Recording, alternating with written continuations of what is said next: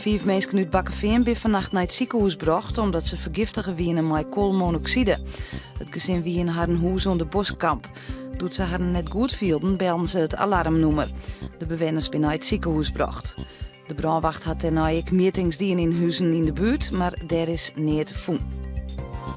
Er is geen aanwijzing dat Thea Oosting uit Ravenswoord toch een misdrijf om het leven kwam is. Dat meldt de politie.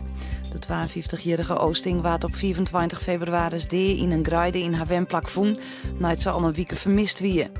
Uit het onderzoek is geen duidelijkheid kwam over de doodsoorzaak. De lokale omroep Mercurius in Ljouwert is definitief aan eindkaam. Justerjoen om 10 uur wie de eind van de marathon afskietsuitsturing. De hele dag hebben we vrijwilligers programma's maken. Ze bent net eens met de opheffing van Mercurius, maar krijgen geen nieuwe uitstuurvergunning meer. In het clubhuis van de Hells Angels in Haas docht de politie huiszieking. Dus hoe zocht we naar de jammers, elektronische apparatuur waarmee telefoonverkeer stuurt worden kan. Er kan met een jammer een auto vrij makkelijk hier brutsen worden.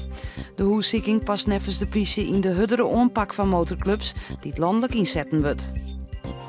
Joen en vannacht is er bewolking, maar er ben ik opklarings. De temperatuur zakt naar 7 graden. De wind is zwak ontmatig en komt uit het noord-noordesten. Mooi droeg en vrij zonneschijn waar. De temperatuur leidt om de 13 en 14 graden heen bij een matige en krachtige wind uit het noordesten.